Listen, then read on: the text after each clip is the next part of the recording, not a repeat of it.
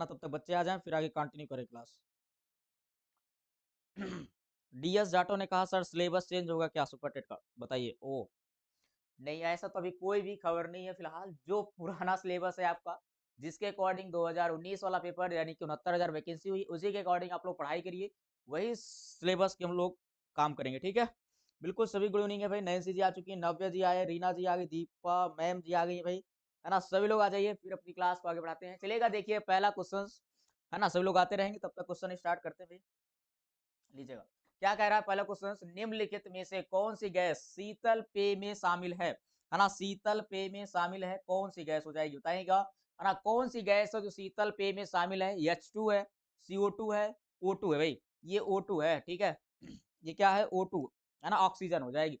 ये आपकी H2 यानी कि हाइड्रोजन गैस हो जाएगी। क्या सही जवाब हो जाएगा, सभी लोग कमेंट करते हुए बताएंगे भाई। हाँ,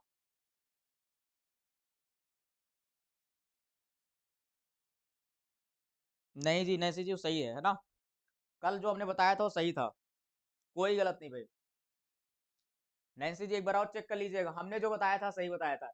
गैस शीतल पेय में शामिल है, गैस शीतल पेय में शामिल है। आप लोग देखते हो जो कोका कोला पीते हो यानी कोल्ड ड्रिंक जो पीते हो ना, अगर थोड़ा सा हिलाओगे देखो उसमें गैस ऐसे बन जाती है ना, तेजी से निकलती है। तो याद रखना, वही शीतल पेय में क्या होती है आपकी, याद रख लेना सर, CO2। कौन सी होती है, तो CO2 हो जाएगा, है ना। यार ना, शीतल पेय में कौन सी गैस होती है, तो CO2 गैस होती है। कौन सी गैस होती है, तो CO2 हो जाएगी, याद रखेंगे।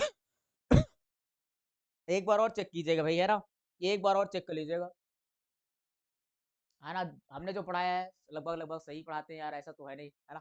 ध्यान देंगे, क्या हो जाएगा, CO2 हो जाएगी, क्या हो जाएगी, CO2, है ना। बताया ना एग्जाम्पल, जैसे कि आप लोग कोल्ड ड्रिंक वगैरह पीते हो ना, उसमें क्या होती है, गैस निकलती है। जब अगर किसी कारण आपने हिला दिया, वाटर पूरी तरीके से उसके बाहर निकल आता है, क्यों क्यों, तो CO2 गैस की वजह से, है ना। यार वही क्वेश्चन पूछा है कि शीतल पेय में कौन सी गैस शामिल होती है, तो CO2, याद रखें, करेक्ट जवाब क्या हो जाएगा, CO2। हाइड्रोजन के समस्थानिकों की संख्या कितनी होती है, तो आपको याद होगा, सभी लोग कमेंट करेंगे, हाइड्रोजन के समस्थानिकों की संख्या कितनी होती है भाई। सभी गुड इवनिंग है भाई, सभी लोग आज ही, अच्छा कल की पीडीएफ नहीं मिली, ओके भाई, कोई बात नहीं, बात करते हैं सर से, देखते हैं क्यों नहीं होता, है ना। ठीक है, अभी बात कर लेंगे। आइए, तो हाइड्रोजन के समस्थानिक protium, deuterium, tritium, protium, deuterium and tritium, कितने होते हैं सर, तीन। 1H1, 1H2, 1H3, तो कितने हो जाएंगे सर, तीन इज राइट आंसर हो जाएगा। तो हाइड्रोजन के समस्थानिकों की संख्या कितनी होती है, तीन होती है। कितनी होती है, तीन इज राइट आंसर हो जाएगा, बिल्कुल सभी का आंसर सही है। और एक बार क्लास को भाई शेयर करते रहो, है ना। जो चले गए हैं उनको भी बुला लीजिए कि सर लाइव आ चुके हैं सभी लोग, है ना। तो करेक्ट जवाब क्या हो जाएगा, तीन हो जाएगा। हाइड्रोजन के समस्थानिकों की संख्या कितनी हो जाएगी, तीन हो जाएगी, याद रखेंगे, तीन। क्वेश्चन नंबर 3, श्वसन की प्रक्रिया है ना, ऊष्मा क्षेपी ऑक्सीकरण अभिक्रिया है, ऊष्मा शोषी ऑक्सीकरण अभिक्रिया है, ऊष्मा क्षेपी अपचयन अभिक्रिया है, इनमें से एक से अधिक या इनमें से कोई नहीं। तो सभी लोग ध्यान देंगे, अरे लास्ट ऑप्शन से आपको कोई मतलब नहीं होना चाहिए, इससे कोई मतलब नहीं, उन्होंने टाइप कर दिया एक्स्ट्रा। यार है ना, जो ऊष्मा छेपी किसे कहते हैं, थोड़ा जान लीजिए। ऊष्मा छेपी, ऊष्मा छेपी किसे कहते हैं, जिसमें ऊर्जा मुक्त होती है। ऊर्जा क्या होती है, मुक्त होती है, यार ना, जिसमें ऊर्जा मुक्त होती है यानी कि ऊर्जा आपको निकलती है, याद रखना। ऊष्मा शोषी क्या होती है, जिसमें ऊर्जा क्या होती है,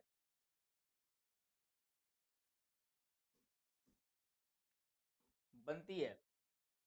ऊष्मा शोषी,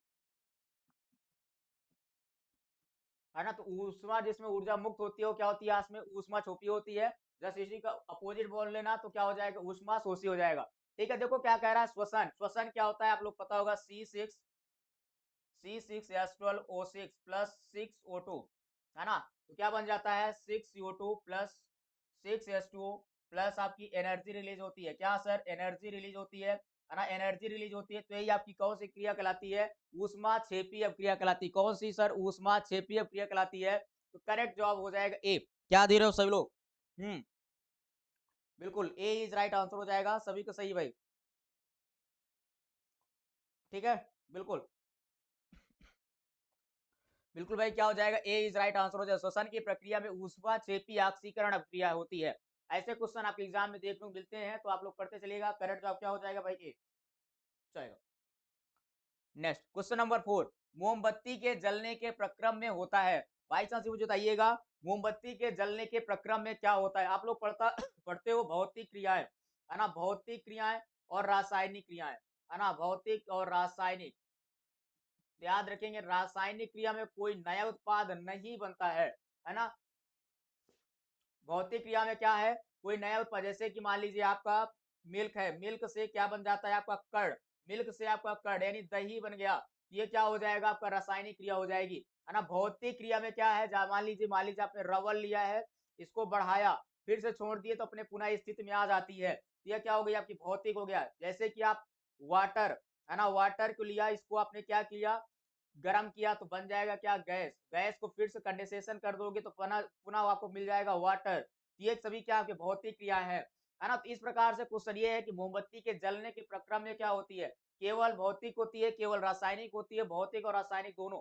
याद रखना इसमें दोनों क्रियाएं होती है। तो ऑप्शन दिया था इसलिए दोनों पे चले जाएंगे, सी पर चले जाएंगे, क्या हो जाएगा सर, दोनों क्रिया हो जाएंगी, भौतिक और रासायनिक, है ना, फिजिकल और केमिकल दोनों हो जाएंगे। आप लोग देखते हो कि जो मोमबत्ती होती है आपकी ऐसे, है ना, ये जलती है, ये आपकी जलना आपकी क्या हो जाएगी, रासायनिक यानी केमिकल। लेकिन जो ये मोम पिघल पिघल के इकट्ठा होता जाता है, ये आपकी क्या हो जाएगी, फिजिकल।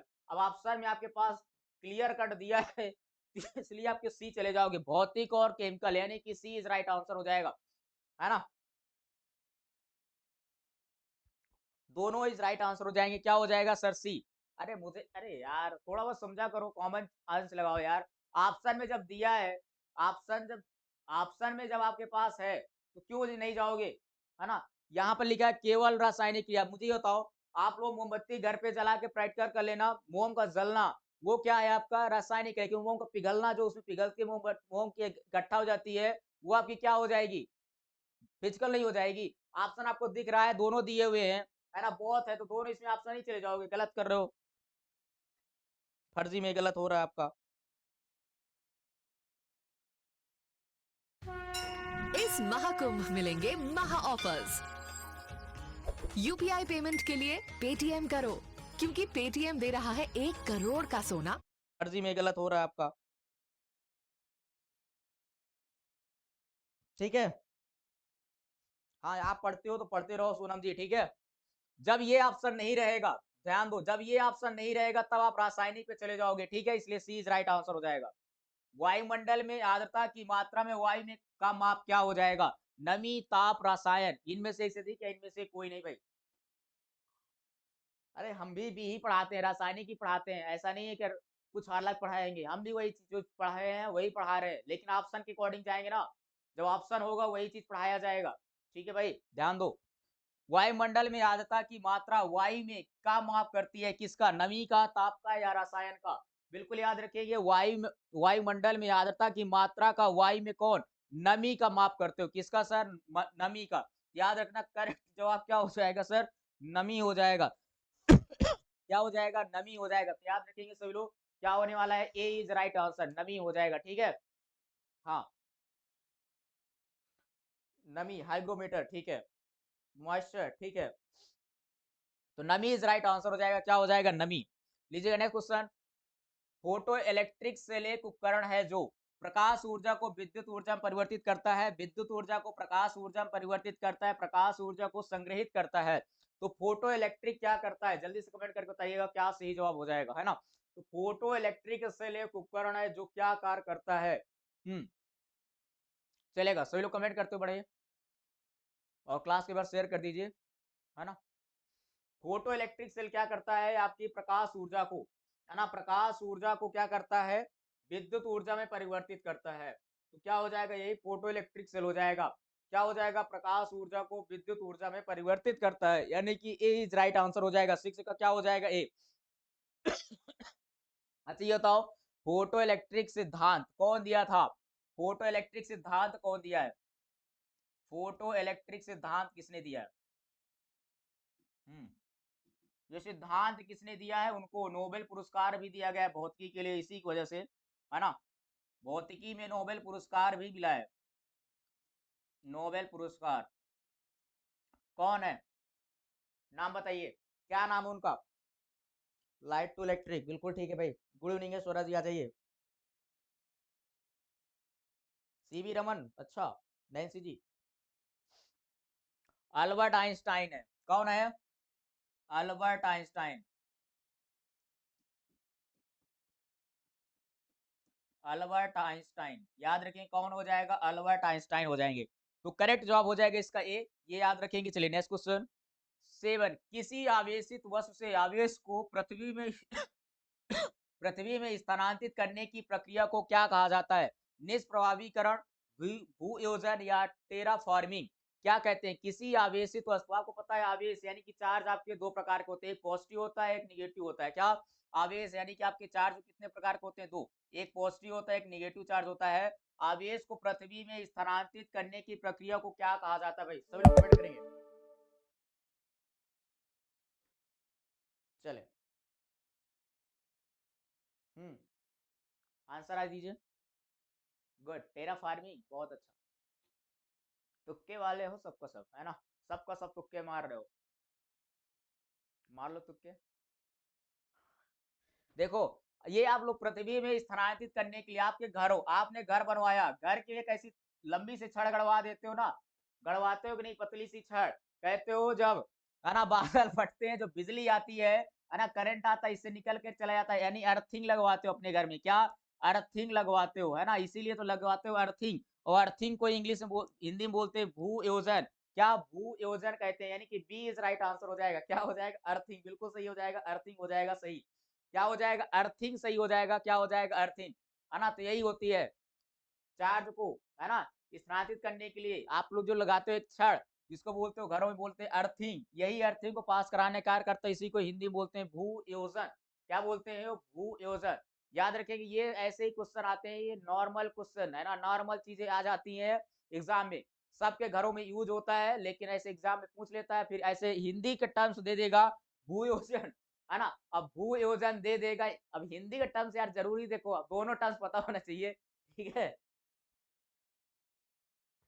तो याद रखेंगे सभी लोग, है ना? तो ऐसे शब्द आ जाते हैं, तो याद रखना भूयोजन यानी क्या होगा, ये अर्थिंग को ही बोलते हैं। अफ्रीकी संघ का मुख्यालय कहाँ है, जो हाल ही में G20 का 21वां सदस्य बना है ना? अंकारा तुर्की है, सिडनी ऑस्ट्रेलिया है, अदीस अबाब इथोपिया है, इनमें से एक से अधिक है, इनमें से कोई नहीं। अरे तो आप अफ्रीकी संघ आपको पता है G20 का 21वां सदस्य बना है, पता है, ठीक है आप लोग को। आप लोग कमेंट करके ये बताएंगे कि G20 का 2024 में कहाँ हुआ, G20 2024 में कहाँ पर आयोजन हुआ था? और अफ्रीकी संघ का 21वां संघ है आपका, G20 का 21वां सदस्य अफ्रीकी संघ बना है, और इसकी मुख्यालय कहाँ है? क्वेश्चन ये है, सभी लोग कमेंट करेंगे भाई। अरे कौन वहां देखता है फिर, है ना? इतना ज्यादा प्रेशर रहते हो, आप लोग को पता होना जरूरी है, बायलुंगा ढूंढते नहीं फिरोगे, ठीक है आप लोग? चलो, तो क्या हो जाएगा? अदीस अबाब इथोपिया, बिल्कुल जिन्होंने सी दिया भाई उनका सही जवाब हो जाएगा अतीस अबाब इथोपिया।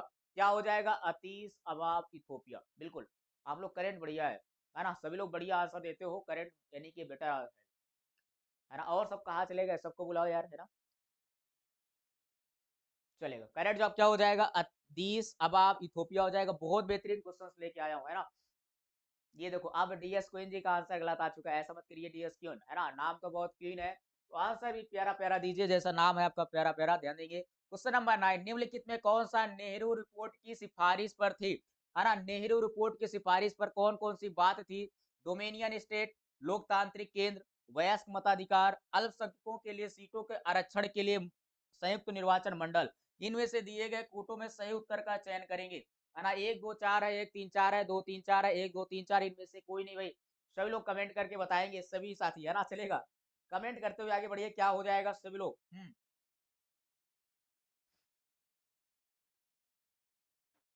चलिए, तो नेहरू, अच्छा क्वेश्चन पूछ लिया जाए, नेहरू रिपोर्ट जब प्रस्ताव पास हुआ था, लेकिन प्रस्ताव पास नहीं हो पाया था, रीजन क्या था?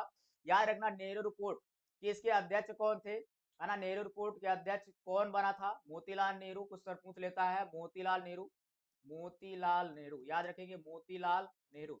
कब इसको नेहरू रिपोर्ट कब प्रस्तुत किया गया था? 1928 में, है ना? 1928 में प्रस्तुत किया गया था, याद रखना। इसके अध्यक्ष मोतीलाल नेहरू थे। इन्होंने नेहरू रिपोर्ट प्रस्तुत किया था, तो लॉर्ड बेरकन हेड, याद रखना, बेरकन हेड का नाम पढ़ोगे, बेरकन हेड। बेरकन हेड ने कहा था, अगर तुम्हारे जितने भी भारतीय हैं, अगर सभी समर्थन करते हैं, तो जितनी भी तुम्हारी मांगे हैं, मैं जा करके स्वयं पारित करा दूंगा। लेकिन उनमें से आपके दोगलेबाज एक ही बंदा था, उसका नाम क्या था? जिन्ना, है ना, जिन्ना ने हाथ उठा दिया कि मैं समर्थन नहीं करूंगा, तो बेरकनहेड, है ना, बेरकनहेड ने यही मोतीलाल नेहरू से कहा था, अगर जितने भी तुम्हारे साथ लोग हैं, तो अगर सभी सभी तुम्हारा समर्थन करते हैं, तो जितनी तुम्हारे प्रस्ताव हैं मैं खुद जा करके सभी आपके प्रस्ताव पारित करा दूंगा। लेकिन ऐसा नहीं हो पाता है, क्योंकि जिन्ना थोड़ा बीच में धोखा कर देता है।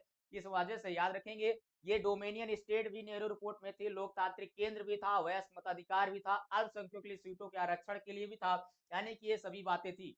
डी इज राइट आंसर हो जाएगा। क्या हो जाएगा? डी। बहुत अच्छा।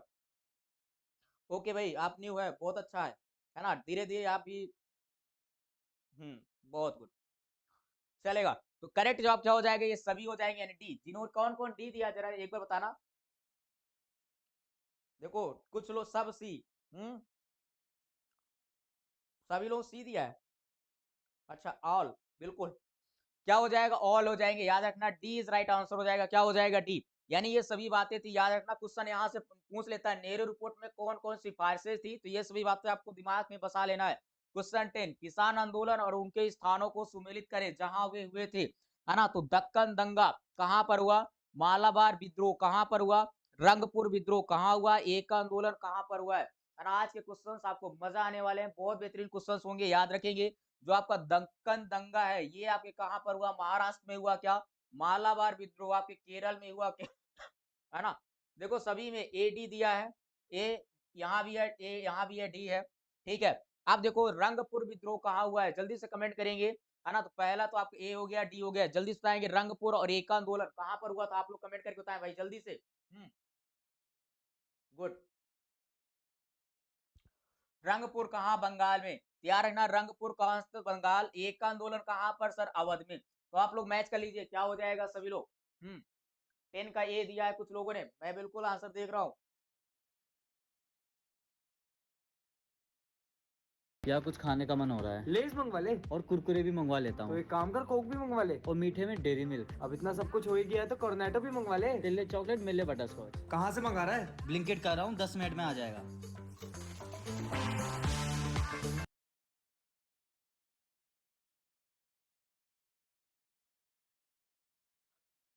अरे अभी एक थप्पड़ लगाएंगे यहाँ, है ना।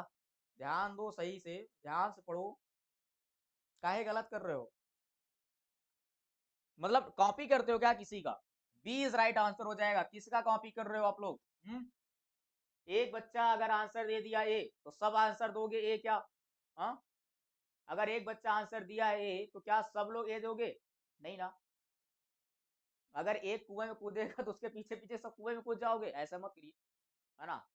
ध्यान देंगे, क्या हो जाएगा? दंगा, दक्कन दंगा आपके महाराष्ट्र में हुआ, मालाबार कई बार बताया केरल में, रंगपुर आपके बंगाल में, और एक आंदोलन आपके अवध में।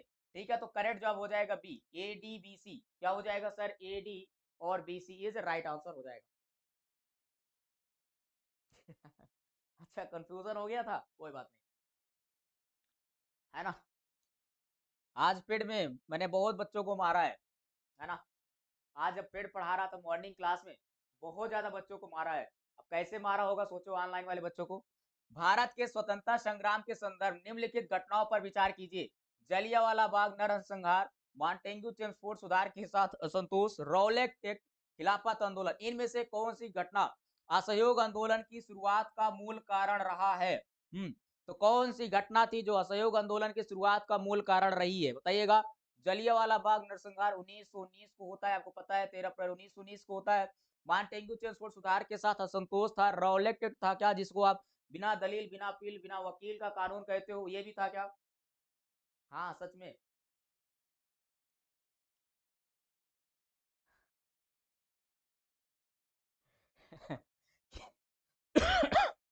खिलाफत आंदोलन, है ना। तो याद रखें, क्या हो जाएगा, जल्दी से कमेंट करो, क्या हो जाएगा। चलिए, इस बार सही आंसर आना चाहिए।